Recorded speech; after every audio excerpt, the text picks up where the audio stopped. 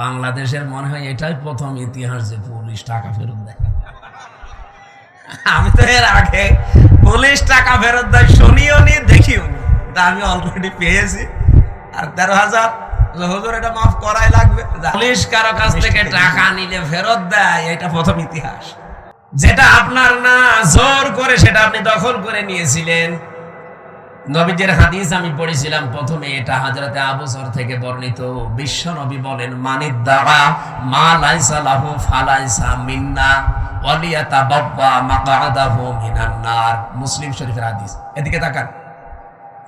এক নম্বরে নবীজি বলেন, দুনিয়ার এই ময়দানে যেটা তোমার না, জোর করে যদি ওটা কেউ জোর জবরদস্তি করে দখল করে নেয়, দুইটা শাস্তি তার জীবনে মাস্ট বি হবে। এক নম্বরে ওই দিন থেকে ফালাইসা মিন্না, ও আমার উম্মত থেকে বের হয়ে গেছে। দুই নম্বরে ওয়ালিয়াতাবাওয়া মাকআদাহু মিনান নার। আল্লাহ পাক বলেন, নবীজি বলেন, এটা মুসলিম শরীফ যেহেতু নবীজির কথা, ও নিজের জায়গা যেন জাহান্নামে একটা লিখে বরাদ্দ করে রেখে দিয়েছে।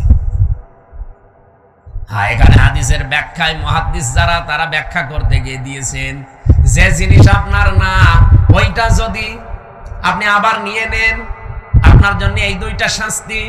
কিন্তু আপনার জিনিস যদি কেউ দখলে রাখে, ওইটা যদি আপনি ফেরত নেন, এটার জন্য আপনার ওই দুইটা শাস্তি নেই।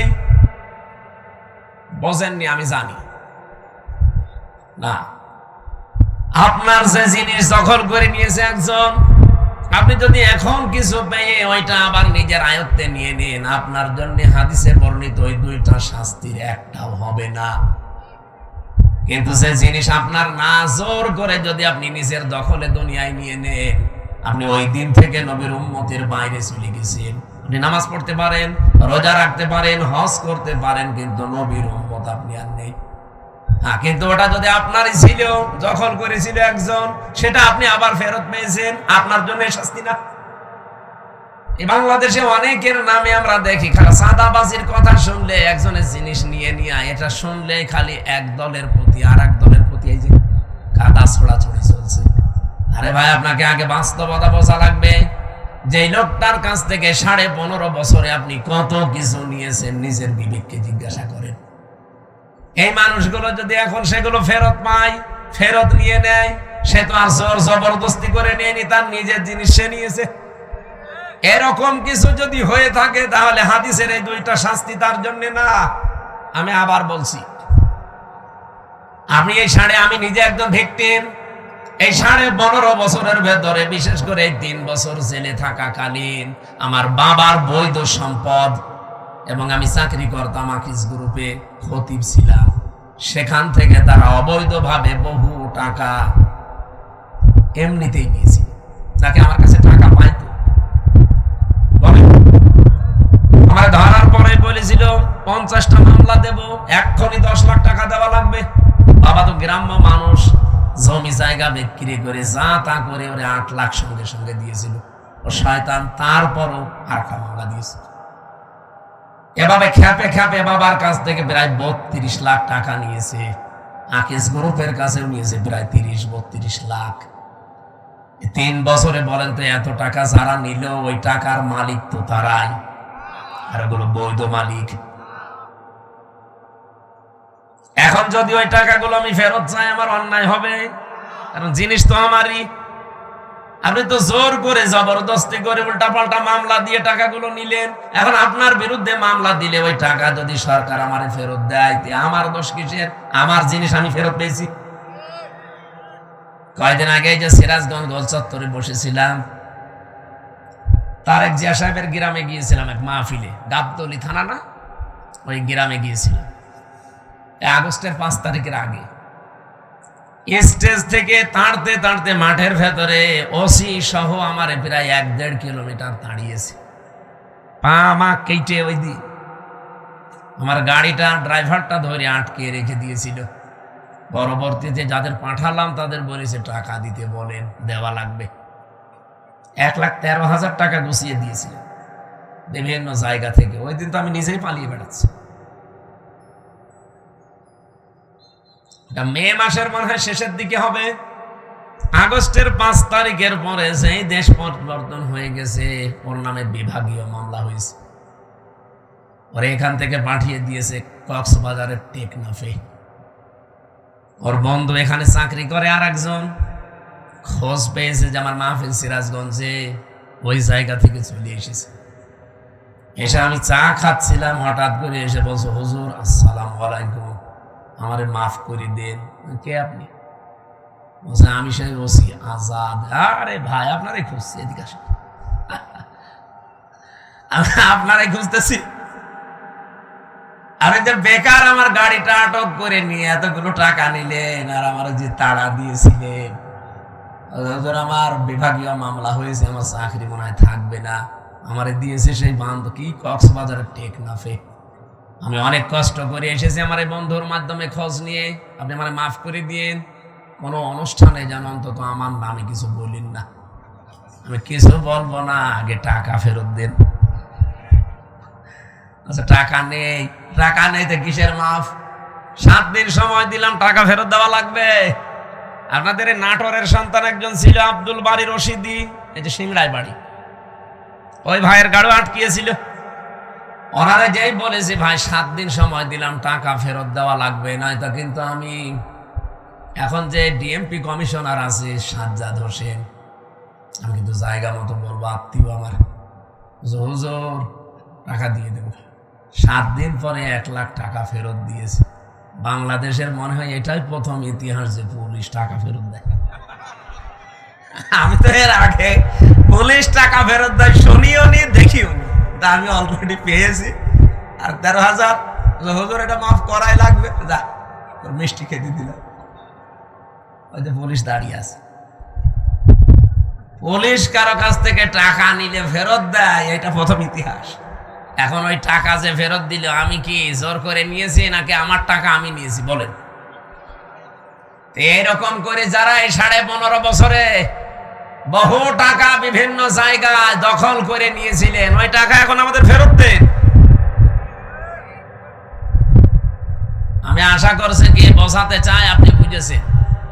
সুতরাং যারা এতদিন মাল কামিয়েছেন, বাংলায় বললাম, এই টাকাগুলো যার কাছ থেকে নিয়েছেন তার ফেরত দিয়ে দিন, নাই তো সে আপনার কাছে যে নেবে তখন তার নামে আপনি বদনাম বের করবেন। উনি জোর জবরদস্তি করে, সাদাবাজি করেছে, তার জিনিস ফেরত দিয়েছে। এরকম যত জায়গায় যার জিনিস ছিল সবগুলো ফেরত দেন। ইসলামী ব্যাংক যাদের, তারা ফেরত পেয়েছে। আরো কিছু আছে, আমরা চাই সবগুলো তার ফেরত দিয়ে দেন, নিজে দুনিয়া থেকে মুক্ত হন।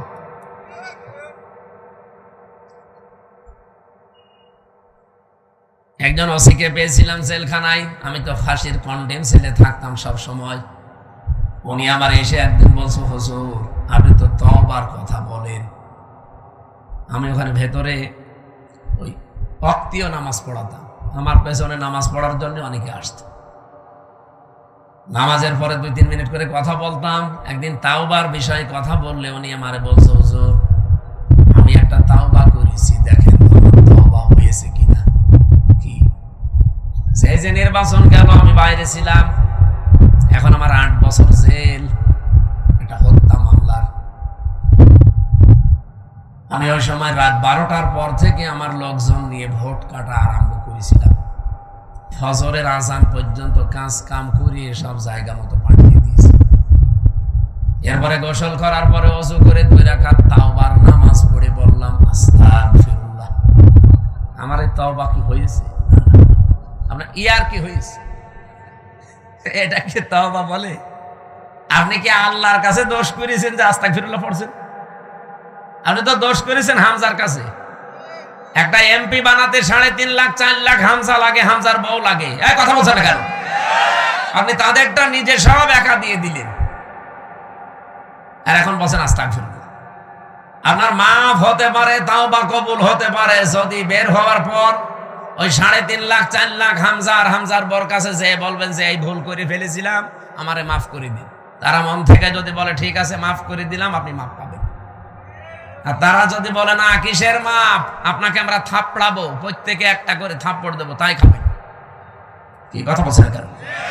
দুনিয়ায় বিচার যদি না হয়, কিয়ামতের দিন আল্লাহ নিজে বিচার করবে। কারণ আপনি যারা আল্লাহর হক নষ্ট করেননি, হক নষ্ট করেছেন, হক বলে বান্দার হক। কিন্তু আপনার জন্য আমার আফসোস, আপনি হয়তো 8 বছর জেল খাটার পরে বের হয়ে যাবেন, বের হয়ে দেখবেন অনেক হামসা দুনিয়া থেকে মারা গেছে। অনেক হামসার বউ দুনিয়ায় নেই, তারাও মারা গেছে। আপনি তাদের কাছে মাফ চাবেন কি করে? এটা আপনার জন্য সবচাইতে বড় ভয়ঙ্কর বিষয়। 15.5 বছরে যারা অবৈধ সুখ পেয়েছেন, একটা আপনার জন্য 70টা অপমান অপেক্ষা করছে। এই কথা বলে থাকেন, আমি এটা বানিয়ে বলছি। সূরা আলাম নাসরা 5 এবং 6 নম্বর আয়াত বাড়ি যে মিলিয়ে দেখবেন এই কথাগুলো আছে। দুনিয়াতে যদি কেউ অবৈধ একটা সুখ ভোগ করে থাকেন, মাস্ট বি তার জীবনে কমপক্ষে 70টা অকল্যাণ, দুঃখ, কষ্ট আমার আল্লাহ এর সাথে সাথে রেডি করে রেখেছেন। এই জন্য আল্লাহ মার পরেই দিয়েছেন ওসর। আল্লাহ মাটা না দিলে অর্থ হয়ে যেত ইন্নাল উসরি ইসরা, অর্থ হয়ে যেত। কেন আল্লাহ ইন্নার পরে মা দিলেন? আমি চিন্তা ভাবনা করে কোরআন পড়ি, আন্দাজে কোনো বিষয় আমার ভেতরে যায় না, আমি পড়িও না ওইভাবে যে আমি পড়িয়েই যাব, আন্দাজে না। যে কোনো শব্দ নিয়ে আমি চেষ্টা করি এর একেবারে নিচে যাওয়ার। আমার এই ছোট্ট মাথার ভেতরে এখন এই গবেষণাটা এসেছে, দুনিয়ায় যদি কেউ একটা অবৈধ সুখ ভোগ করে থাকেন, আল্লাহ পাক দুনিয়া আখিরাত মিলে আপনাকে অপমান করবে কমপক্ষে 70টা। এতদিন যারা এগুলো ভোগ করেছেন, বলেন তো এই 15.5 বছরে যদি 50টা সুখ ভোগ করে থাকেন, তাহলে এক একটা 70টা হলে 50টা সুখ ভোগ করলে কতগুলো অপমান? হ্যাঁ, 350, 3,500, 3,500 দুঃখ, কষ্ট, অপমান, অকল্যাণ আপনার দুনিয়াতে আখেরাতে মিলে আল্লাহ দান করবে। তারপরে চট করে ঢুকে পড়বেন, অবশ্যই এখনই চট করে চলে আসবে। আরে ভাই, এতগুলো দুঃখ আপনি কে নেবে? আপনার কি, আপনার তো বাবা নেই, বাবা কি ভোগ করবে? আপনার জীবনে ভোগ করা লাগবে।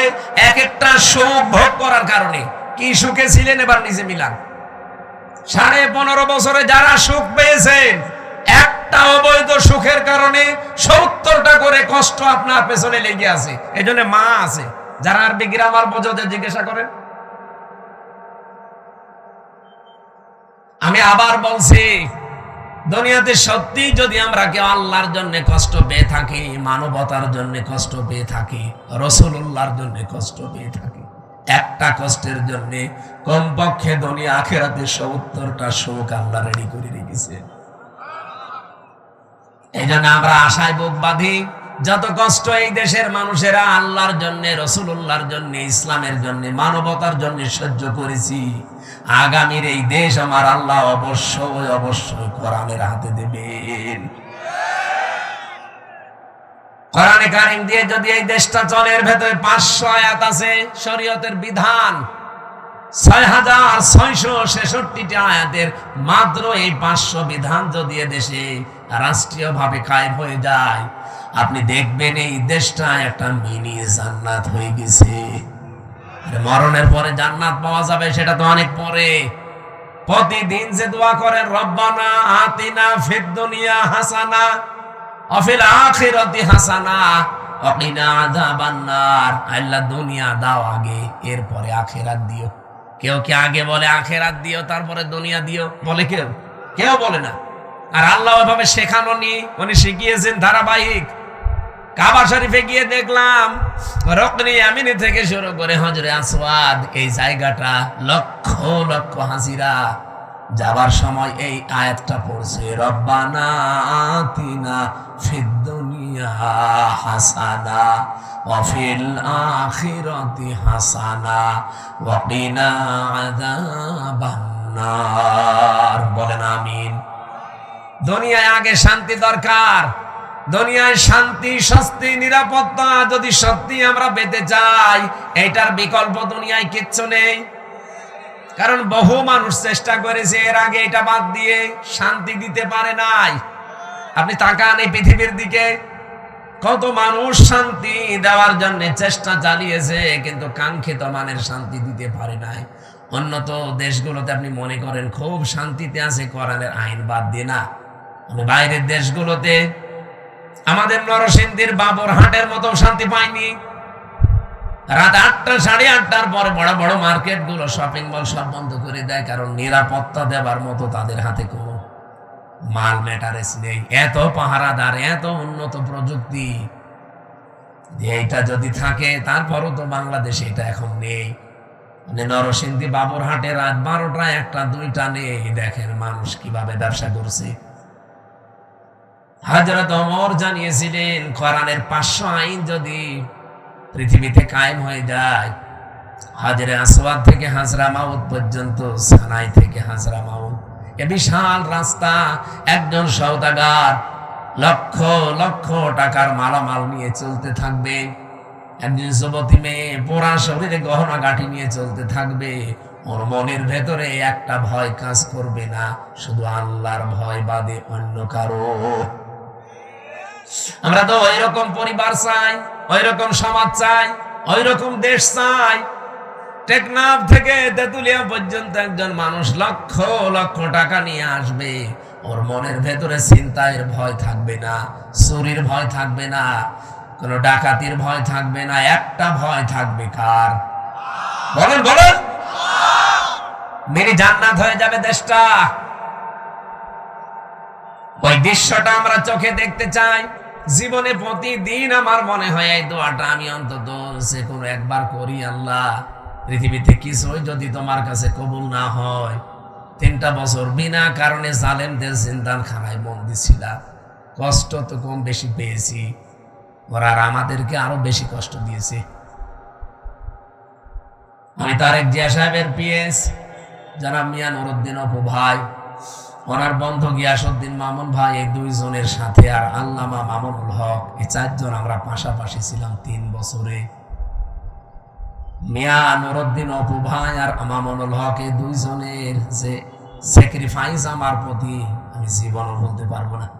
এই জন্য যেখানে যাই আমি অপু ভাইয়ের জন্য, মামুন ভাইয়ের জন্য, মামুনুল হকের জন্য আগে দোয়া করি নেই, আল্লাহ পাক দুনিয়া আখিরাতে তাদের যেন উত্তম পুরস্কার দান করেন। বহু কষ্ট পেয়েছে লোকগুলো বিনা কারণে, বিশেষ করে অপু ভাইয়ের মতো মানুষ।